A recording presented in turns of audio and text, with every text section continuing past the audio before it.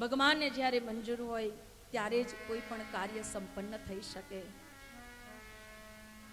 ગાયત્રી પરિવાર સાથે સંલગ્ન બની વિચાર વિસ્તાર. ભક્ત સમાજમાં આપણને કહેવામાં આવ્યું કે કર્મકાંડનો નિષેધ, પરંતુ એ જ યુગ દ્રષ્ટાએ દ્રષ્ટિ ચલાવીને જોયું કે જો કોઈ પણ કર્મકાંડ, કોઈ પણ કર્મ નહીં બતાવવામાં આવે તો વ્યક્તિમાં પ્રેરણા કેવી રીતે જાગૃત થઈ શકશે? તમે કોઈ કર્મ કરો, તમે તમારા માતા પિતાને વંદન કરો, એ પણ એક કર્મ છે. એ વંદન કરવા, એ કર્મથી એક કેટલી ઊંચી આદર સ્વાદિતા ઊભી થાય છે. વ્યક્તિની અંદરનો અહંકાર તે સમયે ઘડી જાય છે. એને એમ થાય છે કે મારી ઉપર કોઈ મોટું છે અને મારે નમતા રહેવાનું છે, મારે ઝૂકતા રહેવાનું છે. આ એક પરંપરા હતી ભક્ત સમાજની, પ્રણામ કરવાની. પરંતુ કોઈને ઝૂકવું જ નથી, બધાને અકડ રહેવું છે. એ પ્રણામ પણ ઊંચા મુકાઈ ગયા. પ્રણામ ઊંચા મુકાઈ ગયા. મતલબ કે કોઈ કર્મ જ નહીં કરીએ એટલા માટે, કોઈ કર્મ જ નથી કરતા એટલા માટે આપની અંદર અકડતા આવી ગઈ, આપની પ્રેરણાઓ ડૂબી ગઈ, આપની અંદરની આદર સ્વાદિતા ઝાંખી પડી ગઈ, અને એટલે આજે આપના બાળકો આપના માથે ચડીને બેઠા છે. તેથી નાના સરખા દીપ પ્રજ્વલિત કરીને પણ, એક દીપ યજ્ઞનું નામ આપીને પણ વ્યક્તિ માત્રમાં પ્રેરણા પૂરવાનો એક પ્રયાસ કરાવવામાં આવ્યો. કર્મ સંજોગે કહો કે ભાગ્ય સંજોગે કહો, કોઈ પણ નાના નાના ક્રિયાકલાપની સાથે સાથે શ્રેષ્ઠ વિચારોને વહેતા કરવાનો એક શુભ સમન્વય પ્રાપ્ત થયો, જેથી કરીને આગળ જતા પ્રજ્ઞાપુરાણની કથા સંલગ્ન કરવામાં આવી. પ્રજ્ઞાપુરાણની કથા 172 જેટલી થઈ. તેથી આગળ જતા સતત અનંત બ્રહ્માંડમાં વ્યાપ્ત પરમેશ્વરની દિવ્ય પ્રેરણા સવારના સમયની બ્રહ્મ મુહૂર્તની એ ધ્યાન સંધ્યામાં મળતી રહેતી. એને બતાવ્યું કે ગુરુના મહિમાને વ્યક્તિ નથી જાણતો અને તેથી જ ગુરુતાને પ્રાપ્ત નથી કરી શકતો. ગુરુ એટલે મહાન, ગુરુ એટલે લઘુ નહીં. તે ગુરુની મહત્વતાને સમજવા માટે વ્યક્તિ જ્યારે પ્રયત્ન કરશે તો જ પોતાની અંદર ગુરુતાને અપનાવી શકશે. માણસને મોટા બનવું છે, મોટા બનવા માટે તો એટલી પડાપડી હોય કે વાત ન પૂછો. આજે દુનિયામાં બધા જ એમ વિચારે કે મારે મોટા બનવું, મારે મોટા બનવું, મારે મોટા બનવું. એકવાર સંત મંડળી બેઠી હતી, ત્યારે સંત મંડળીની અંદર એક પ્રયાસ વિસ્તાર કરવામાં આવ્યો, અને એ વિચાર વિસ્તાર કરતા કરતા એમ કહેવામાં આવ્યું કે સૌથી મોટું આ દુનિયામાં જો કોઈ હોય, સૌથી મોટું જો કોઈ દુનિયામાં હોય તો ધરતી માતા છે. કારણ કે ધરતી માતાએ કેટલા બધાને, પાપીઓને, પુણ્યશાળીઓને, કોઈ જપે ભગવાનનું નામ લે કે ન લે, કોઈ સારું કામ કરે કે ન કરે, છતાંય બધાને ધારણ કરીને રાખ્યા. એટલે સૌથી મોટી હોય તો એ ધરતી છે. ધરતી માતાને અભિમાન થયું કે ઓ, હું આટલી મોટી કે મને બધા વંદન કરે, મારી પૂજા કરે, હું તો કેટલી મહાન છું, કેટલી મોટી છું. ધરતી માતાને અહંકાર આવ્યું. ત્યારે કોઈ કે કહ્યું કે અરે ધરતી, ધરતી કહે મેં સબસે બડી. તો કોઈએ જવાબ આપ્યો કે તું ક્यों सबसे बड़ी? अगर तू सबसे बड़ी तो क्यों शेष के माथे पड़ी? તું મોટી છે તો શેષનાગના માથા ઉપર શું કામ રહે છે? એકલી રહે, તને આધારની શું કામ જરૂર પડે? શેષને સોચા कि मैं मोटा, मैं बड़ा. શેષને અહંકાર આવ્યો કે मैं बड़ा. शेष ने अहंकार આવ્યો ત્યારે કહેવામાં આવ્યું, શેષ કહે मैं बड़ा, तो किसी ने कहा तो क्यों शंकर के गले पड़ा? तो शंकर ना गला में શું કામ પડ્યો? शंकर ने सोचा मैं बड़ा. अरे शंकर ने सोचा मैं बड़ा तो किसी ने कहा कि क्यों हिमालय में पड़ा? हिमालय ने सोचा कि मैं बड़ा, तो क्यों रावण से खड़बड़ा? रावण थी हिमालय खड़बड़ी गयो હતો. रावण ने सोचा कि तो मैं बड़ा, तो क्यों वाली के बाण से मरा? तो क्यों वाली से गड़बड़ा? वाली ए रावण ने एवो दबावीने मार्यो હતો. वाली ने सोचा कि मैं बड़ा, तो क्यों राम के बाण से मरा? तो राम ने सोचा मैं ही बड़ा हूँ. राम ने सोचा कि मैं ही बड़ा हूँ. तब किसी छोटे बच्चे ने कहा तो क्यों तो राम तो बड़ा है, तो क्यों संत के हृदय में पड़ा? तो संत ने सोचा कि मैं बड़ा. तो संत ने सोचा कि मैं बड़ा, तो किसी बच्चे ने कहा तो क्यों गुरुकुल में पड़ा? अरे इस संसार में कोई बड़ा है तो वह बड़ा है जो दूसरों को बड़ा बनाता है, वही बड़ा कहलाता है. जो अपने को बड़ा कहता है वो कभी भी बड़ा नहीं हो सकता है. ત્રીજા ચોથા ધોરણમાં એક કવિતા આવતી હતી, હે હું મોટો તું નાનો, એ જ્યાં ખ્યાલ જગતનો ખોટો, તરસ્યા ને તો દરિયા કરતા લોટો લાગે મોટો. આ એક કવિતા આવતી હતી. બધાય ઝઘડા કરવા માંડ્યા કે હું મોટો, હું મોટો, હું મોટો, હું મોટો. ત્યારે ઝઘડો પહોંચ્યો ગુરુદેવ પાસે. ગુરુદેવ કહેવા લાગ્યા, શું છે આટલો બધો ઝઘડો શેનો છે, આટલો બધો અવાજ શેનો છે?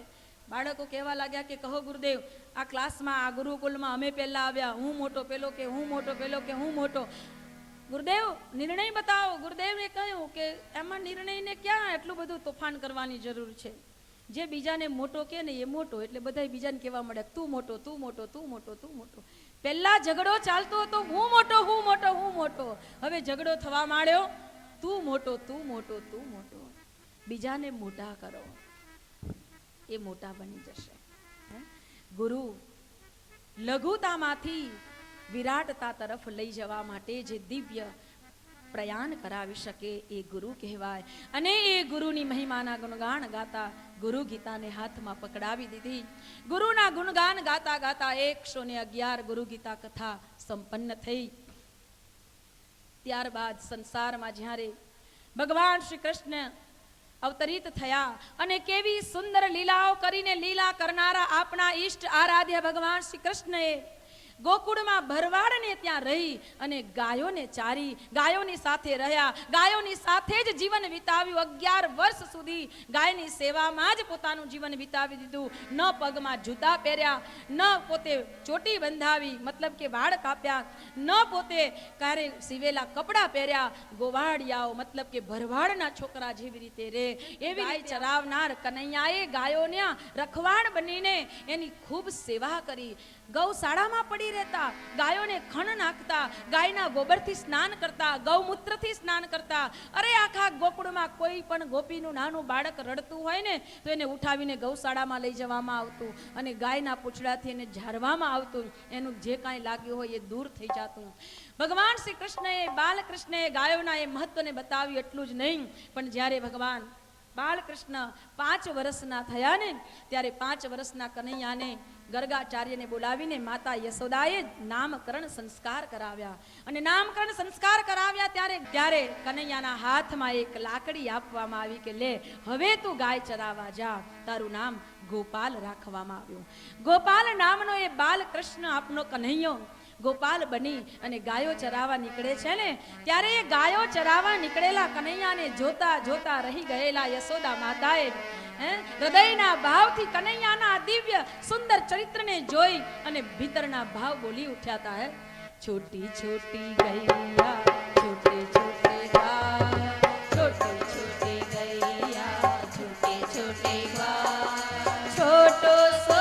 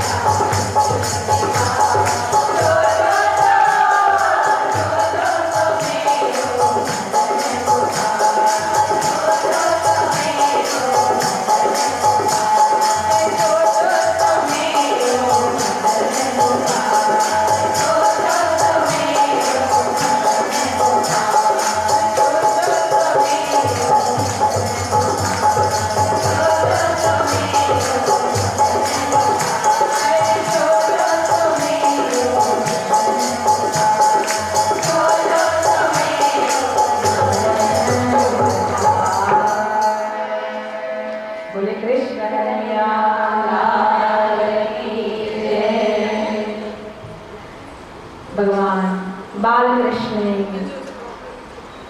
લીલા અને એમાં પણ મુખ્ય ગાયોની સેવા, ગૌ સેવાને મહત્વ આપ્યું અને એ જ ભગવાન ઇષ્ટ આરાધ્ય ભગવાન બાલકૃષ્ણએ ગાયોના મહત્વને બતાવવા ગૌ કથાની હાથમાં મૂકી દીધી અને ગૌ કથા સંપન્ન થઈ.